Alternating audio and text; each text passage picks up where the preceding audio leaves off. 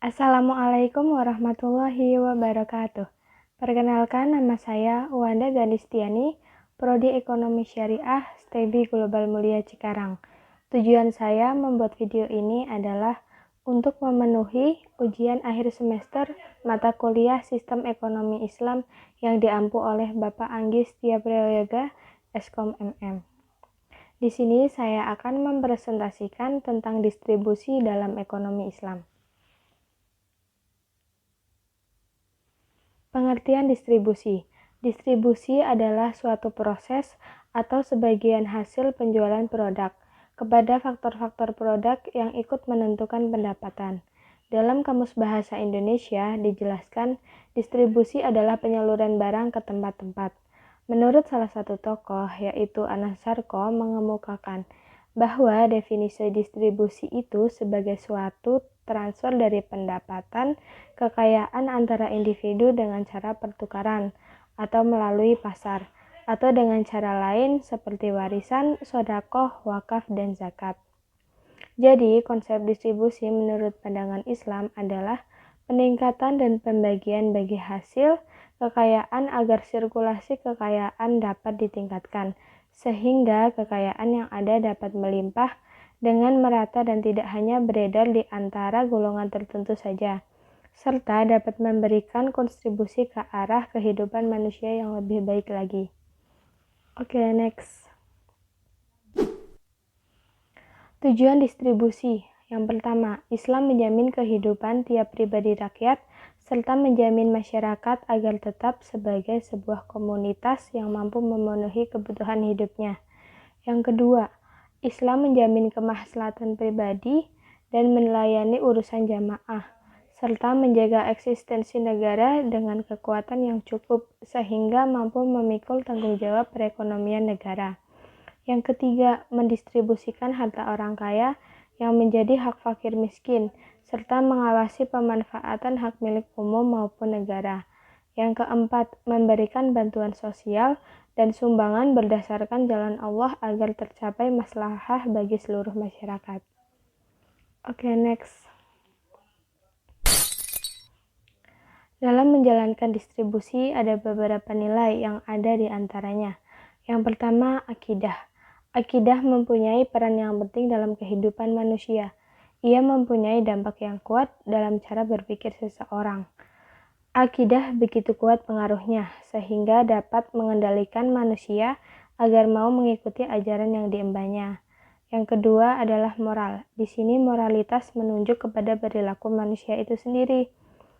Hukum yang berlaku pada moralitas berbeda dengan hukum formal. Pada hukum formal, memberi sanksi jika melanggar, akan tetapi hukum moral tidak menembus ke dalam sehingga melihat hal yang bersifat niatnya saja. Misal, dalam kasus orang yang bersedekah, hukum moral memandang niat dari sedekah ini. Jika niatnya baik demi menolong orang yang lemah, maka sedekah ini baik dan berarti pula sama persis dengan nilai moral. Tapi jika niatnya jelek hanya untuk riya, maka sedekah demikian dianggap salah dan divonis sebagai tindakan yang tidak berakhlakul karimah. Yang ketiga, hukum syariah. Dengan adanya hukum syariah, agar dapat menjalankan kegiatan ekonomi, ada batasannya, yaitu sesuai dengan jalan Al-Quran dan Sunnah. Yang keempat adalah keadilan. Keadilan merupakan nilai yang paling asasi dalam ajaran Islam. Menegakkan keadilan dan memberantas kezoliman adalah tujuan utama dari risalah para rasulnya. Quran Surat ke-57 ayat 25. Dengan berbagai muatan adil tersebut, secara garis besar, keadilan dapat didefinisikan sebagai suatu keadaan di mana terdapat kesamaan perlakuan di mata hukum, kesamaan hak kompensasi, hak hidup secara layak, hak menikmati pembangunan. Berdasarkan muatan makna adil yang ada dalam Al-Quran, maka hal ini bisa diturunkan menjadi nilai runtutan, yaitu yang pertama persamaan kompensasi. Persamaan kompensasi adalah pengertian adil yang paling umum, yaitu seseorang harus memberikan kompensasi yang sepadan kepada pihak lain sesuai dengan pengorbanan yang telah dilakukan. Yang kedua adalah persamaan hukum. Persamaan hukum di sini memberikan makna bahwa setiap orang harus diperlakukan sama di depan hukum. Yang ketiga adalah proporsional. Adil tidak selalu diartikan sebagai kesamaan hak, namun hak ini disesuaikan dengan ukuran setiap individu atau proporsional, baik dari sisi kebutuhan, kemampuan, pengorbanan, tanggung jawab, ataupun kontribusi yang telah diberikan seorang. Oke, next. Mekanisme distribusi. Mekanisme distribusi yang ada dalam ekonomi Islam secara garis besar dikelompokkan menjadi dua kelompok mekanisme, yaitu mekanisme ekonomi dan mekanisme non-ekonomi.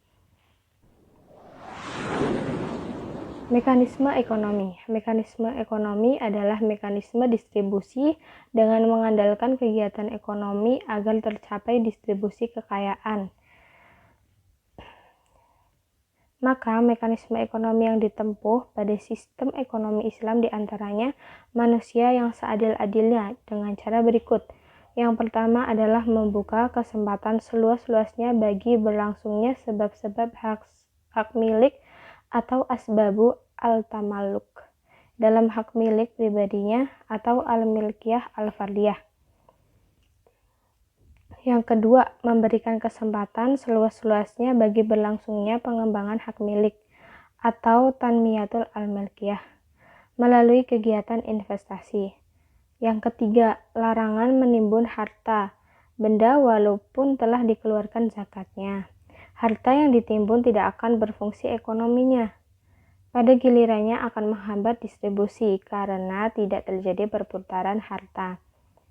Yang keempat adalah membuat kebijakan agar harta beredar secara luas serta menggalakkan berbagai kegiatan syirkah dan mendorong pusat-pusat pertumbuhan.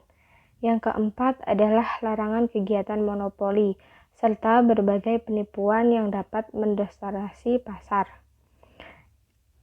Lalu yang keenam adalah larangan kegiatan judi, riba, korupsi, pemberian suap, dan hadiah kepada penguasa.